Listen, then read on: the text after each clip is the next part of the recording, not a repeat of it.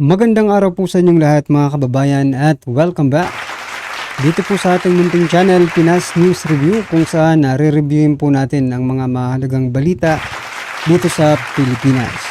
Mga simpleng komento sa mga totoong isyu dito sa ating bansa mga kababayan. At eto nga, no? Administrasyon ni Marcos Jr. Palubog na. Nako. Yan po ang ating alamin at bibigyan ng komento mga karibin natin. Mula po ito kay Taong Kalye. Nasa description po ang full video link ng video ito. Subscribe na po kayo. At kung bago ka pa lang at di pa po nakapag-subscribe sa ating munting channel, please don't forget to subscribe at i-click na rin po ang bell notification para updated ka po sa lahat ng ina-uploads nating reaction video. Okay, at eto na nga mga kababayan, bago po natin ulit na simulan na pakinggan, panoorin at bigyan ng komento ang video ito. Eto mga karibin natin, may isi-share lang po ako sa inyo ha. Eto po. Sinasabi po dito sa inquirer.net, no? Nako. Pinoy is spending more than 64 pesos for meals a day. Nako, not food poor na. Base po yan sa NEDA data. O yan mga kababayan, kung ikaw po ay kumakain, no? Ng nakakabili pa ba ng maghapon mga kababayan, 64 pesos? Ha? Yan nga, if you spend more than 64, ibig sabihin mga kababayan, 21 pesos, no?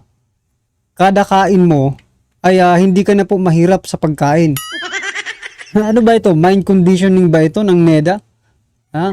Ano po yung pinagbasihan ninyo para masabi nyong 21 pesos kada kain, hindi na po mahirap? Diba? Sige nga, kayo, bibigyan kayo namin ng ng 100 pesos. Pagkasyahin nyo yan maghapon, no? Hanggang gabi, ha? Simula paggising mo hanggang matulog ka. Yung 100 pesos, mga kababayan. Sige nga, kayong mga taga-NEDA, talaga bang totoo yung binabalita ninyo? Totoo yung nire-report ninyo? Ha? Ang hirap kasing paniwalaan mga kababayan, 64, yung isang takal pa lang ng kanin ngayon, 10 pesos na. Diba? Oh. Ulam pa. Paano yan? Hindi pare-pareha. Pare-pareho, diba? Yung ibang lugar, mas mahal. Mas mahal pa. Diba? May 15 pesos ang cup ng kanin. So, paano nyo nasasabi na ganyan? Ang ano ko dito, ang opinion ko lang dito mga kababayan, this is mind conditioning, no? Kaya pala hindi kayo nababahala, no? Kaya pala yung gobyerno natin ay hindi nababahala at inaakala nila na talagang yung mga Pilipino ay hindi naghihirap dahil pala dito sa data ng NEDA, no? Alam niyo mga kababayan, kung sila kaya ang bigyan natin ng 64 pesos at pagkasyahin sa buong araw, no? Yun doon talaga tayo bibilib kapag nagawa nila yon nang hindi umaangal, ha? Oh. Well, anyway mga kababayan, anong opinion nyo dyan? Ito ba ay pagkukondisyon sa ating mga isipan na tayo ay parang si ano lang to, parang si gadun lang, hindi, ay nako, imagination lang daw yung kahirapan. Kaya pala, tingnan nyo yung data nila. Ano ba? Magkatrabaho ba kayo ni Secretary Gadon, NEDA? Parang parehas kayo ng tono kung magsalita, di ba?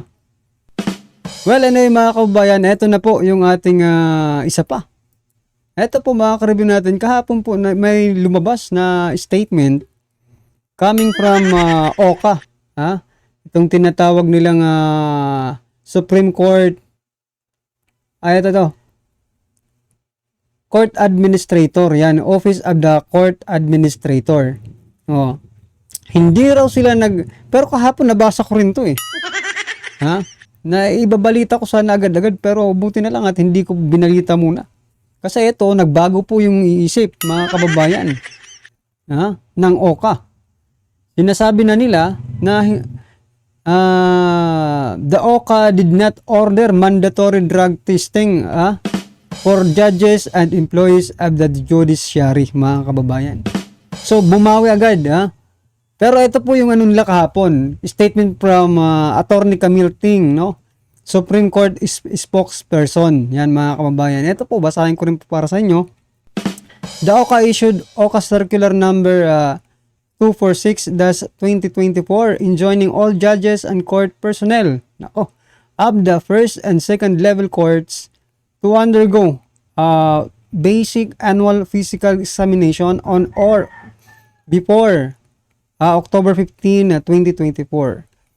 It did not require a mandatory drug test under item F.5 of the Judiciary Healthcare Plan on annual physical examination.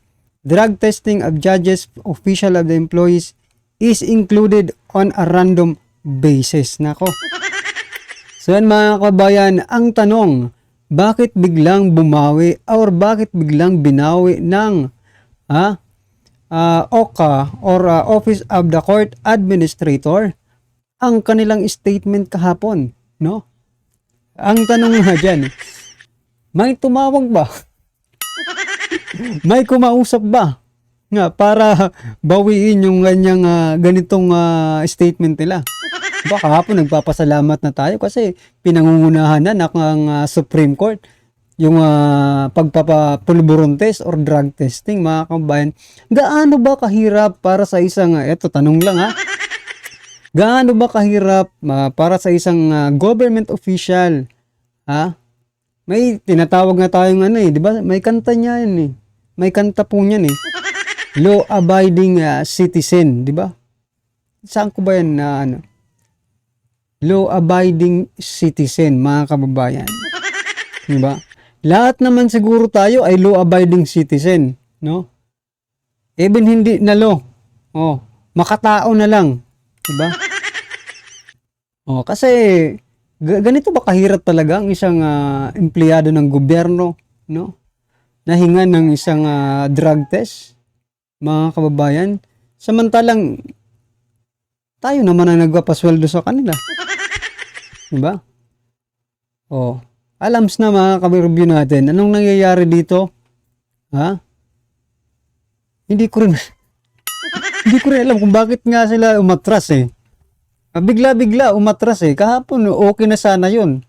Pero ngayon umatras. Ang tanong, bakit kayo umatras? Bakit nyo binawi itong statement ninyo na mandatory random basis, di ba? Yung sa judges and officials and employees. Napaka-importante po nito. Kung kami nga nag-a-apply ng trabaho, kailangan pa namin ng napakaraming certificate. Bukod sa drug test, marami pang certificate na NBI, police clearance, di ba? Pinaghihirapan po namin yan na maipasa at makapagtrabaho. Pero kayo, di ba? Bakit ganun? Akala ko ba pantay-pantay tayo in terms of batas? Kung ganun, kung sinasabi nyong, di ba, may naglabas yung mga kongrista, unconstitutional yan na kung Paulo Duterte, unconstitutional yung bill mo na mandatory or random drug testing sa lahat ng mga government employees, no? Itong tanong, kung unconstitutional yun, maaari ba tanggalin na rin, no? Yung drug testing pag mag-apply ka ng trabaho, private or public man yan, di ba? Kasi magastos rin yan Diba? Additional na po yan na gastos, hindi pa nga kami sure kung tatanggapin kami, pero requirement na agad, di ba? Para lang sa pag-apply. Di unconstitutional din itong requirements na ito. No? Or, di ba? Or nagpapalusot lang kayo. Well, anyway, mga kababayan, sila lang pong nakakaalam yan kung bakit nila binawi itong kanilang statement. Sana naman po. Nagbigay na kayo Gaano ba kahirap? Simulan nyo na. Yung mga judge, pag ganito mga judge, mga kababayan, no? Like President, kailangan po nating malaman, no? Kung sila ba ay hindi gumagamit or gumagamit. Baka mamaya maimpluwensyahan yung pagdedesisyon nila, no? Sa bawat kaso, maimpluwensyahan yung pagdedesisyon nila, no? Nang ipinagbabawal na alarms na. Or something na maimpluwensyahan yung pagdedesisyon nila sa isang kaso ng mga tao, no? Na related po dito sa, diba? Mga sindikato. O dyan po magkakalaman kung talagang para kayo sa bayan, di ba? Well, anyway mga kababayan, eto na nga, sama-sama at sabay-sabay po natin pakinggan na panoorin at bigyan ng komento ang video ito. Eto na po. Malapit na ho ang eleksyon, nalarapat na pag-usapan, ano ba ang karakteristik na hinahanap natin sa ating magiging leader? Patuloy pa rin po ba ang nangyayari na gumagastos ang legislative ng pondo na walang liquidation? Gusto ho nyo ba yan? Pangalawa, patuloy ba ho tayo sa leader na weak? Itong administrasyon na ito, weak. Hindi mo nga siya nararamdaman eh. Kaya ang daming nagde-decide para sa kanya. Mukhang lulong sa droga ito. Yung siguro ang isang reform. Tama po mga kababayan, no? Kasi hindi po nagsasalita ang ating presidente. Kaya itong mga kanyang gabinete at itong kanyang mga kalyadong politiko, sila po yung mga nagsasalita para sa presidente.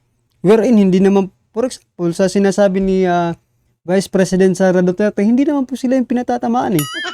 Bakit sila nagsasalita? Dahil ba tinamaan rin sila? Diba? Form na kailangan na final balita ko ni Congressman Duterte, yung mandatory na hair follicle exam para sa mga nakaupo at dun sa appointed at dun sa tatakbo. So gawin po natin 'yan para hindi natin pinagdududahan ng ating leader. Bakit? Kasi ngayon ho, ang bali-balita lamang na gumagamit ng illegal drug, ng cocaine, no?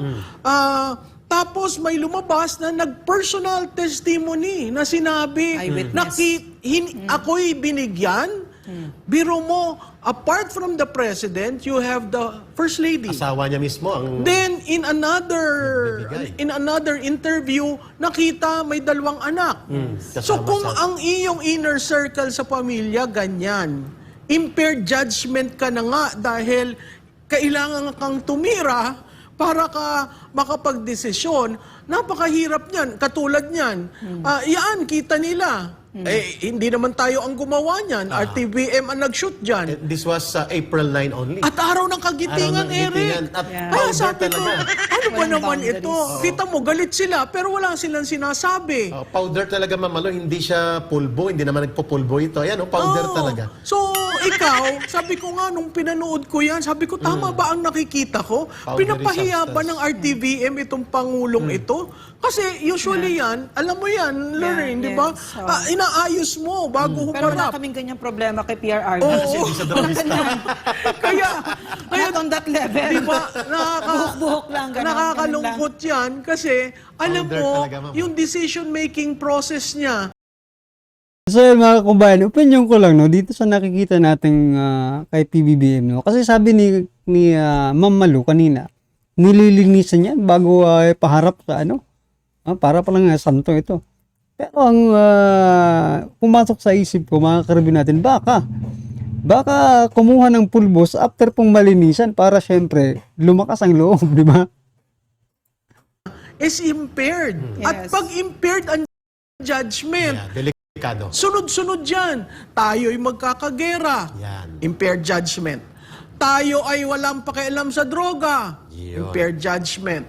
Tayo ay walang pakialam sa ginagawa sa Davao City. Impaired judgment. Tayo ay walang pakialam sa KOJC na halos bastusin at ilugmok na. Grabe. KOJC. Tayo ay walang pakialam sa isang media.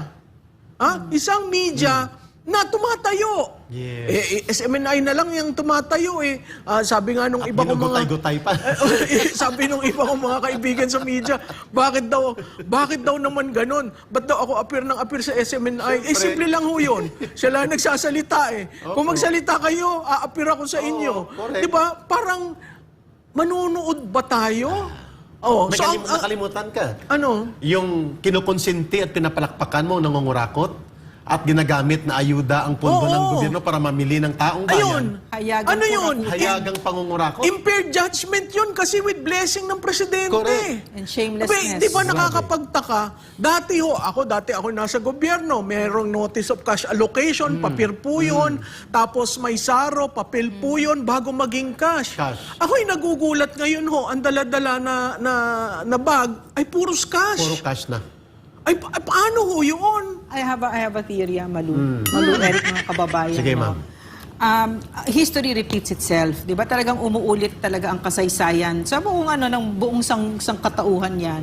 At bakit siya umuulit? Umuulit siya, ang sabi ng mga ancient ng mga nag-iisip ng ganito, mga philosophers, umuulit siya kasi binibigyan tayo ng pagkakataon na matuto, na baguhin. No? So Kumuha ng it's called the pag-aaral. redemptive art. No? So ang ganda dito, napakaganda dito para sa akin, dito sa pag-uulit ng Marcos na ito. Ang bait talaga ng universe kasi parehong pangalan, Ferdinand Marcos Jr. No? May First Lady na ganun din. No? Tapos merong abusado. Romualdez, ganun din. May plunder, may pagmamalabis, pag-silent ng press. Parang sinasabi ng universe, anong tingin nyo? Matututo pa ba kayo dito? 20 years pa ba bago nyo itong gagawin yung dapat nyong gawin? Cycle, So that's the redemptive arc of the Philippines. So, parang pinai-experience po sa atin, no, na hindi po naabutan yung panahong Marcos Sr. So, mga kababayan, no, ganito pala yun. Pero, I think mas worse noon kasi, di ba, base po sa mga kwento, total, nga sa ngayon, digital naman tayo kasi noon talagang wala eh. Di ba, ano lang, talagang yung media, parang sila lang, di ba, minomonopoly. Pero ngayon may social media na kaya medyo may pagkakaiba rin pero parang ganoon na rin. 'Di ba? Kasi yung mga media natin ngayon parang gaya yung sabi ni Sir Badong Aratiles na mga walang hiya kayo. 'Di ba? Mga bayaran kayo, lantaran na harapan po 'yan. Sinasabi. Ano masasabi kaya nila? Filipino, you know where you're going to put yourself the next time it happens. Kasi ang layunin ng kasaysayan ay hindi lamang po ang pag-aaral sa nakaraan, kundi bilang maging gabay para sa future. Yun. Yun pong purpose Yun naman ang pinaglalaban natin, yung mga anak natin at salinlahing Pilipino. Redemptive at the same time restorative. Ibig sabihin yung mga nawalang values, marirestore sa atin sapagkat nag-aral tayo mula sa karanasan, yung sabi ni Ma'am Malu sa kanyang kahenerasyon. Ma'am, hold your line sapagkat there is an important analysis na kukuhanin namin sa iyo tungkol dito sa laro ng survey na gustong ipahiya si Vice Presidente na siya daw ay nag-nosedive by 17% mula sa kanyang trust and approval rating. Samantalang si Marcos Jr., hindi nila ipinakita na ang net satisfaction rating ay 27%, napakababa. At among the modern presidents natin, isa ito sa pinakalugmok na rating ng presidente. Tunghayan natin ang ulat na ito.